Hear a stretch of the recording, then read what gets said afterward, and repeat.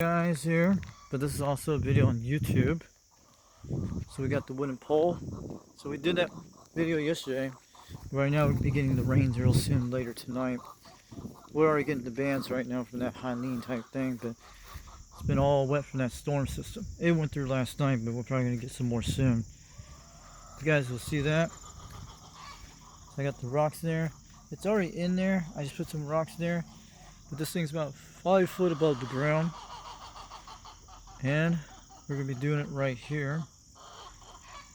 You see this pole right here? That's where it's going to connect this thing. Right here with the winch on top of here.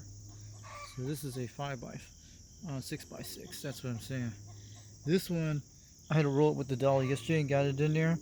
I had to paint the bottom of that thing. So we got this thing. We have to wait till the storm goes past. This is actually what I got. I'll show you guys where I got it from. So that is actually what it is. It's actually out of Bartow, Florida. I think I know exactly where that is. That's probably over the Panhandle. Yeah, Bartow, Florida. I've heard of that place. That's who it is. Forest Products. That's probably in the Panhandle. Somewhere near Pensacola. I don't know where that is. Bartow, Florida. I've heard of it. So that's where they make the trees there. So these are actually a Florida wood. So it's a Florida wood, guys. So this wood is actually from the state of Florida. That is awesome. It's called Sunbelt Forest Products. So that's actually, I've heard of Sunbelt. A lot of the Sunbelts in Southwest Florida. It's actually a South Florida name from the way back in the 70s and 80s. A lot of names of Sunbelt, Hondas, a lot of things like that. Some car things in Hollywood, Florida. Sunbelt, everything I've heard. So this is actually a 6x8 pressure treated wood. And it's 8 foot long. So it's actually a Florida wood. So it's actually from the state of Florida. The other ones you see, they're probably from Idaho and stuff like that. But this is very muddy and clay. You guys can see how conditioned it is. This is from the rain. I dug this out with the post hole digger. Then I scraped it out with I used that crowbar. You guys seen it a while back, that long one. This was from the pole I was going to put this in, but I'm not going to take a chance to put a winch on this. Maybe we'll use this for holding something with it. Maybe we'll use it for some kind of rod. And you can turn them into birdhouses if you want. So this is the wood I've been working on the last few days. Now all I have to do is paint this whole thing black and it'll be quite good. And it's about 5 foot tall, but it's 3 foot in the ground right now. So this thing is going to be okay. We have to lower, all we have to do is lower this down, and all we have to do is drill these 3 things. Right now we have a delay because we got that tropical system coming from the north. We're just getting the top of the bands, but we'll be all right. But because we're going to get a lot of flooding from it, but mostly if you're not in the Smoky Mountains, you're okay. But this one I showed you guys a while back. It's okay, but we'll probably use it for something I will use. And the chicken report, these birds are looking great. But that what you saw back there is the green peppers. So I had got a new burn barrel back a few weeks ago. My mom did. And all those cans are going to be recycled for cash later on soon. And should I do? It's kind of muddy right now, but it's good. But I'll tell you what's been going on for a while. Because that thing in Oak Ridge, Tennessee, I went last week. And mostly my dad could swallow stuff with popsicles and stuff. And still dead, but he still lays in the bed, still lives on a feeding tube. But right now, what my mother's trying to do is going to get my dad to go see my brother in Powell when he gets that time. But the lift is doing okay, but just imagine me doing a 200-pound person helping my mom every day, lifting his legs and stuff like that. And we're still going to do our CB show still, no matter what. We're going to get this beam going. But what I have to do is make sure everything's lined up. And I got to drill those 3 holes. But before I do is put that north position and do all that and lower the Mako E5000. You guys know that why I have to do that, because the beam is going to be, like I told you many times, like that, going up instead of not going this way. So the birds are doing good. So you guys can see the broad rock hens. No, those are actually golden buffs, the ones in the orange, the red ones you've seen. And the gray ones are, I think they're gray buffs or purple buffs. Sometimes they're purple. And my broad rocks right there. Now they're starting to lay about 5 eggs a day now. And I just went out there fed them a while ago, and my sister helped out. Usually they taste a lot better. And I'm probably going to put another tarp on this during the winter. So my antenna is still in the tree. It's good. But we're going to get this thing working one of these days. And we're going to check that out when we get time. We just have to get that thing straightened out. And all I do is put the guide wires back up, the shortwave radio cable and the ham wire back up in the air. No problem. This thing's still connected. I had to lower it down. I had to pull it out of that tree on the other side. Not this guy. But this one is going to be okay once we get this thing working. It does work. All we have to do is tune it with an antenna tuner. There's a 50-foot coax seal with duct tape on it. You guys can see it right there. It's good. But I put it in with a rod. But we'll probably get that working one of these days after I do all this beam stuff. Maybe wait till when the winter kills all these trees down. That's what I like about it. But our garden's looking quite good. You guys can see it. You guys can see the garden quite good right there. Yeah, you guys can see it pretty good. Looking good. I might have to blur that out in there, but no big deal. We'll put a cloud on the top of that thing. So this is actually peppers. And this is how we're going to start all this whole thing. That little green thing in the background is a compost. You put leaves in there and they turn into dirt. That's what it is. I'm still building stuff. It's still good. You guys can see the beam antenna in the world. That thing's going to crank up that thing for the boat winch. You guys saw that. So we're still working on it. And we're going to use that 3-foot rod thing where you see those gray marks in the middle on the top. You guys see those marks right there? Right there. That's where the beam's going to go on. When I did the first time we winched this thing. It is looking great. UDX 362. We're getting part of Helene right now, so you guys can see our Mako V5000 on it right now. We're looking great, but it's kind of cloudy weather. But anybody who lives in Florida right now, I bet you it's looking pretty bad down there. It's probably all sunshine, but that's before and it's going to come in a little later. Where it's actually hitting at, I actually been there. Where the hurricane's actually hitting. Those areas, the Big Bend, I used to go there way back then in 2002, in 2006, and 2007, 2008. But I knew this was going to happen a long time ago, guys. But it has hit there before. That area has had category 2s and category 3s in the past. It's probably going to be a 4 or 5, I'm guessing. But for people who are going to sit there last minute looking at weather guessing games, please get out of there as soon as possible. Don't play with it. And they're going to have tornadoes down there. It's just different between like where the hurricanes hit between Tallahassee. Tallahassee's only 30 miles from the ocean. And believe me, if I was there, they should put category 5 type storm homes down there. That's what I'm saying. Doesn't matter. Category 4 and 5 storm shelters.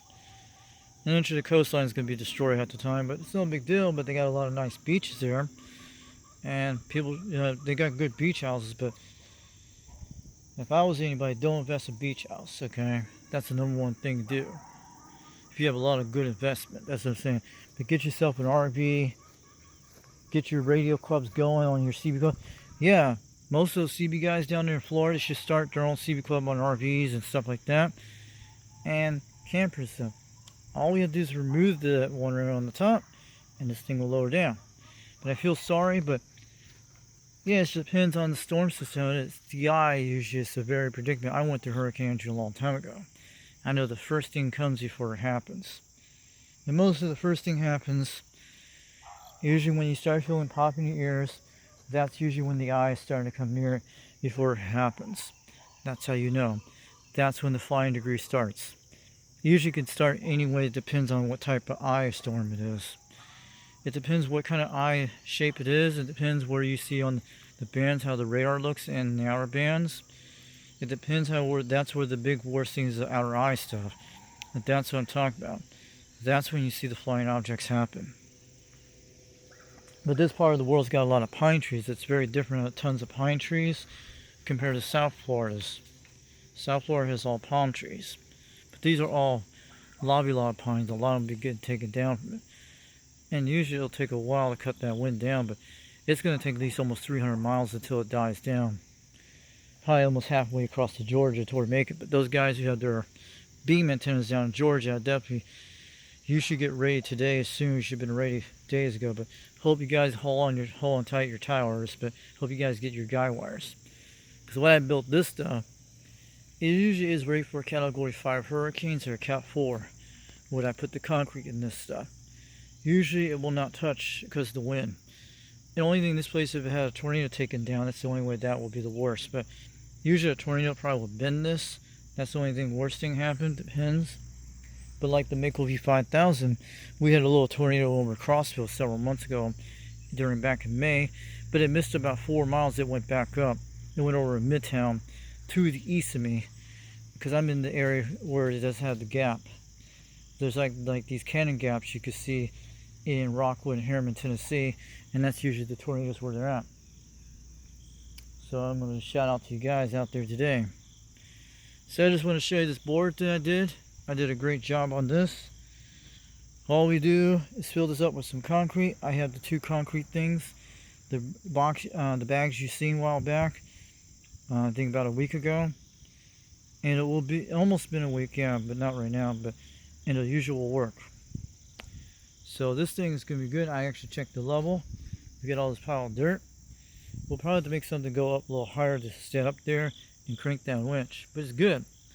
So I'll have to show you guys a little update on that. And show you guys on that.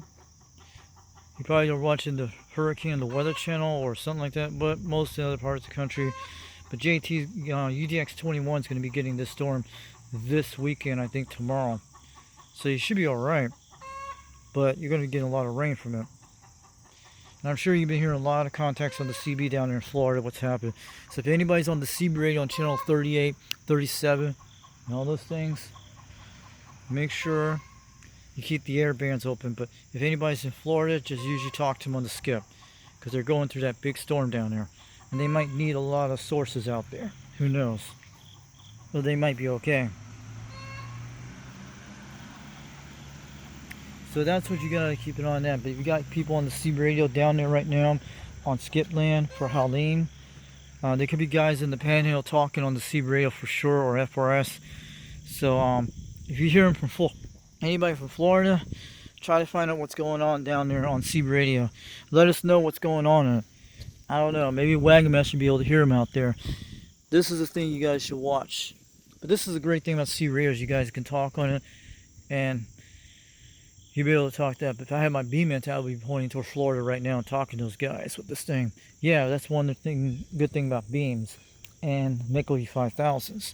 The beam is actually point direction.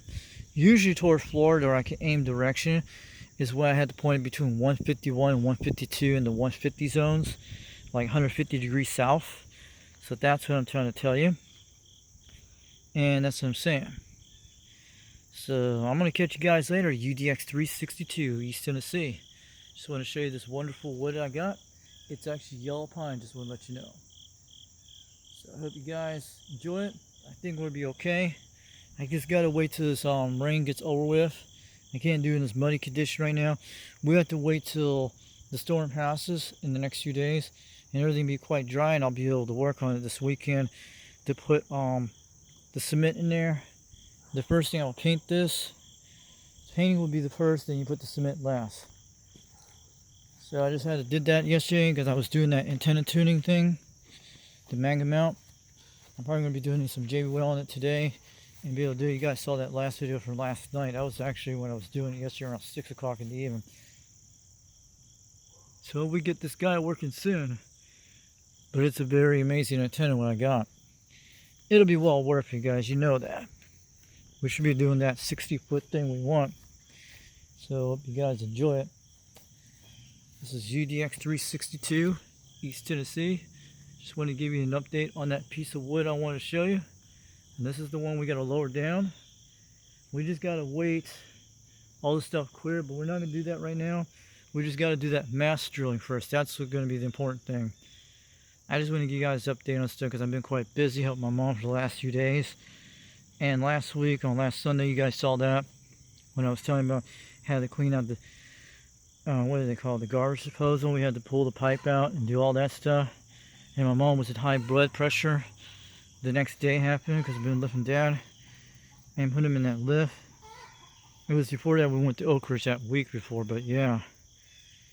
And my mom had to go out for a while, and she'll be back a little later. But we have a lot of stress situations. Mostly, I've been helping out my dad a lot. Okay, you guys know the situation. Because a lot of people don't understand that stuff. Because mostly, there's several people out there probably have been through it before. But let's hope my dad gets to eat in, go out to eat again, eat food and stuff like that. You guys know that. But he can still swallow like liquid stuff, popsicle stuff.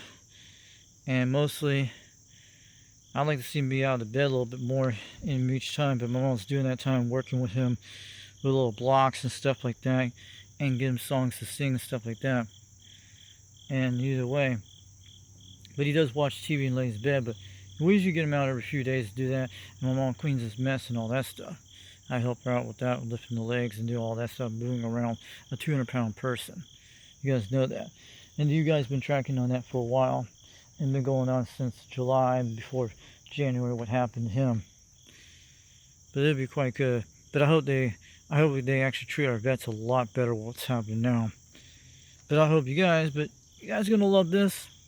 But if you guys are going to learn some ideas from me, for your beam antennas, get this kind of wood, you can go stronger. And you shouldn't have a problem with this. But I learned this from my dad a long time ago from things like this. These are the same things on my porch, but we set a porch back a long time ago, like a screen porch for our pool in Hollywood, Florida. We set a lot of these beams in our backyard like these. And my dad used to put like 8 foot above them, way up there. And use 2x4s to make the diagram and put screen on it. That's what he used to do. Some of the stuff I learned from my dad from working stuff, side jobs with him when I was in homeschool back in the day, in the 90s.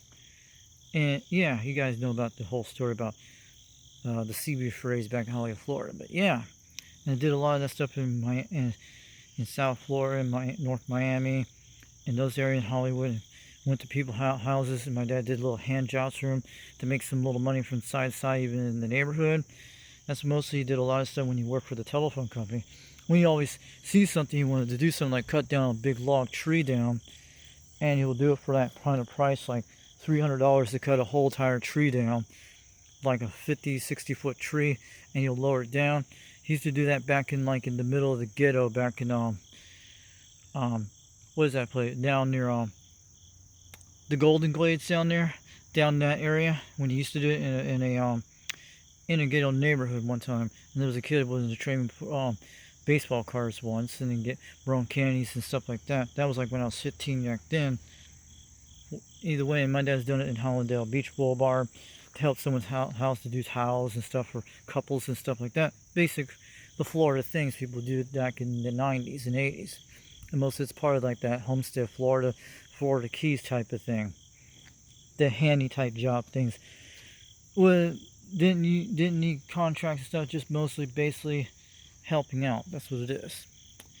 So you guys are going to love this. I'm sure Wagner's done that before. This is great. But what's up with this thing? This is why I'm showing you about the north position thing. That's what I used on my phone like this, when I stick it like this. Not this phone, my mom's phone. And that's where the string's going to line up on that little mark I did. And I used your GPS compass to do that. It's going to be pretty close on it. And that's why I'm going to use that rotor. So when you push that button, like it shows like 0 degrees and all that stuff. That's what I'm trying to use that as the compass system. And you have to point the rotor that direction, like the white thing. Because the white thing actually will point that way. You guys get it. But that's going to take me some time to do this when I drill these things and the other masts down below. So I'll catch you guys. UDX 362. East Tennessee. Back it on down. And I'll see you on there on the live stream tonight. You guys are going to be out there. It's pretty good. Looking good. Pretty good, but it's all wet right now. But I'll show you guys the update on before we go. That's what we got to do right now to drill these guys. When we lower this down. It's looking good in the rain. It is waterproof. I just have to duct tape these guys. But that rotor's been a great job. Looking good, looking good. So I'll catch you guys later. And I'll bring out some more videos sometime soon. But in the next few days, I'll probably have to concrete this in the ground before this ring goes around. And I'll do a video on that and show you guys when the beans, that is finished. And probably put the boat wrench on, you'll be able to see it. But I had to take a lot of time, did that yesterday when I lined that up. And digging it the other day took time to do that. So yeah, I'll catch you guys later. UDX 362 East Tennessee, backing on down. We'll bring out some more videos sometime soon. Catch you all later. And this is the Foxman 362 East Tennessee UDX 362, waving on back.